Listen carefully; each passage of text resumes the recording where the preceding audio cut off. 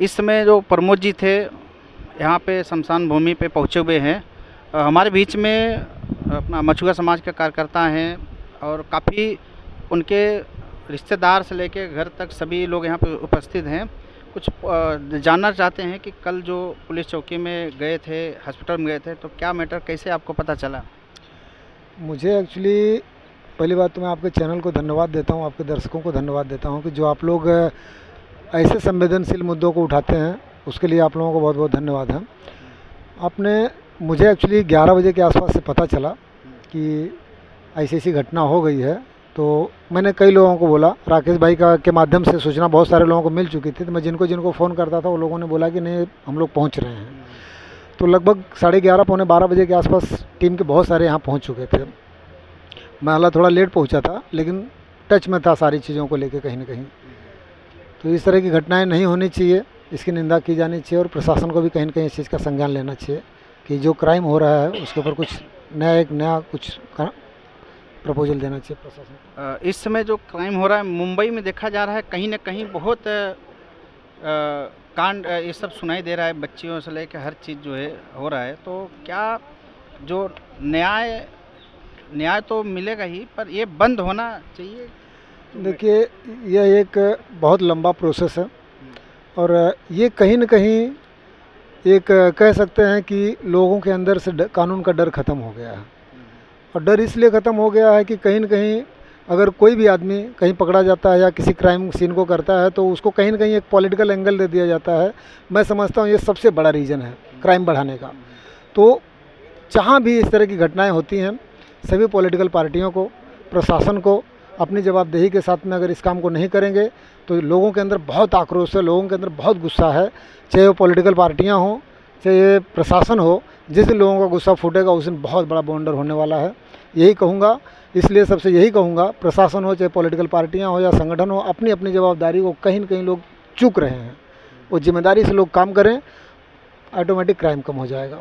अच्छा, आइए हमारे बीच में है जो हमें खबर मिली, दयाराम बिन जी हैं। तो कैसे, क्या आपके रिश्तेदार थे?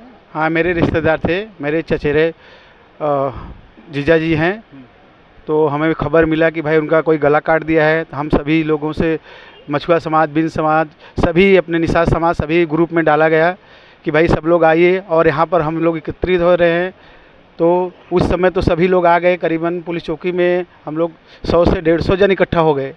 इकट्ठा होने के बाद में फिर जाके उसका दबाव बना तो आगे बहुत ज़्यादा कार्रवाई होने लगा और इसीलिए हम लोग इकट्ठा हुए कि भाई हमारे समाज से मिले रहेंगे तो हमको ज़्यादा बेनिफिट है आज। लेकिन जो जो उत्तर भारतीय है कि जैसे जो हमारे साथ घटना घट रही है, मैं तो यही कहूँगा यहाँ के प्रशासन से, पुलिस से कि इसके पे बहुत ज़्यादा ध्यान दीजिए, क्योंकि किसी का गला काट दिया जाए ये बहुत बहुत निंदनीय ये है। इसलिए मैं यहाँ से कहूँगा भाई, जो भी यहाँ के राजनीति है, हमारे समाज के सभी से बोलूँगा कि इस पर ज़्यादा से ज़्यादा ध्यान दीजिए।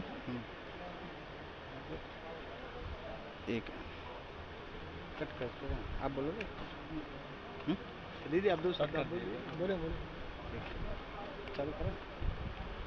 आइए मछुआ समाज के राष्ट्रीय अध्यक्ष राकेश बिन जी से बात करते हैं। तो कैसे खबर मिला सर आपको? एक्चुअल में क्या है ना, मुझको माता प्रसाद हैं, उनके साले साहब, उन्होंने हमको बताया कि सर जी ऐसा ऐसा कांड हो गया। तो उस दिन हमको बुखार था, तो मैंने पूरी टीम को बोला भी, बल्कि वसई विरार नाला सुपारा में जितनी टीम वर्क थे, कोई भी समाज की चाहे संगठन कोई भी रहा हो, हमने सबको फ़ोन किया और सबको आने के लिए बोला।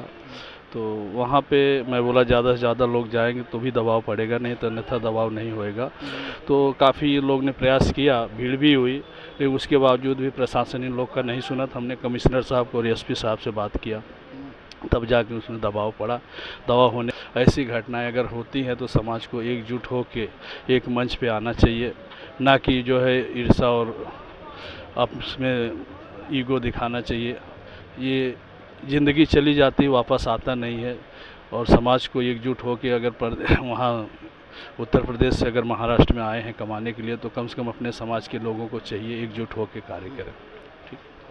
आइए हमारे बीच में है जो है पहचान के। तो कैसे आपको पता, मनीष भाई, कैसे पता चला कि आपको? मेरे को सर जी ने, राष्ट्रीय अध्यक्ष ने, मैं मोबाइल अपना खोला था तो मेरे को मैसेज डाला कि इन दयाराम भैया ने राकेश सर को बताया था। राकेश सर जी ने मेरे को तुरंत मछुआरा समाज एकता संघ के राष्ट्रीय अध्यक्ष मेरे को तुरंत मैसेज डाले। जैसे ही मैसेज डाले मैं कपड़ा पहनते हुए, मैं सर से बात करते हुए और लोगों को फ़ोन करते हुए कि सर जी सब लोग वहाँ पहुँचिए, और मैं भी जितना जल्दी हो सकता है, क्योंकि मैं अपना साधन लेके नहीं आया, मैं भी ट्रेन से आया। मैं बोला कि फटाफट ट्रेन से पहुँच जाए साधन में, क्योंकि ट्रैफिक में हम लोग फंस जाते। तो इसके लिए जैसे ही हम लोग आए तो जो एक लड़का था बेचारा चौकी पे वहाँ अकेले बैठा था, वहाँ पागल के जैसा बैठा था बेचारा, को कोई सुन नहीं रहा था, वो अकेले बैठा था। जैसे हम लोग पहुँचे तो वहाँ के जो यशो थे बाहर निकले, बोले भैया इतना भीड़ क्यों लगा है? मैं बोला कि अभी इतना भीड़ कम नहीं है, अभी 10,000 लोग आ जाएंगे, क्योंकि तो बोलते हैं एक आदमी कोई भी कर लीजिए बात। मैं बोला ठीक है सर, हम करते हैं बात। तो हमारे सर को थोड़ा आने में लेट हुआ, बिंद्रे सर को, तो हमने अपना रखा बात। मैं बोला देखिए सर, हम लोगों को न्याय चाहिए, और जिसके ऊपर हमको शक हो रहा है आप उसको गिरफ्तारी करिए, उससे पूछताछ करिए, और बाकी ऐसी जो घटना घटी है आज उनके साथ घटी है, कल मेरे भी साथ घटना घट सकती है, उत्तर भारतीय हमारे इतने सभी लोग हैं, सभी के साथ में घटना घट सकती है। इसके लिए हम लोगों को एक साथ में रहेंगे, और इस घटना के मामले को लेके हम लोग जैसे ही आगे जाएंगे और आगे भी ऐसा ना होने दे, हम लोग अपने आप को एक समझ के एक संगठन के साथ में आके एक मंच पे काम करें सब लोग। और इसके बाद में कहीं भी घटना होती है, आज हम लोग सभी के सुख दुख में यहाँ से लेके उत्तर प्रदेश तक लगे हुए हैं। हम लोग यहाँ भले ही हैं, लेकिन उत्तर प्रदेश में कई ज़िलों में हम लोगों ने थाना घेराव करा दिया। तो ऐसी घटना अगर कहीं होती है तो अपने समाज बंधुओं से मेरा यही अनुरोध है, हाथ जोड़ के विनती है कि सुख में ना पहुँचे लेकिन दुख में पहुँचने का बहुत बहुत कष्ट करें। मैं इसके लिए जय मछुआरा समाज, और मैं सभी को अपना मैं जो है शोक यहाँ शोक देने आए हैं हम लोग, उसके लिए थोड़ा सा 2 मिनट का जो भी रहेगा हम लोग मौन करेंगे, और इसके बाद में देखेंगे। धन्यवाद सर जी।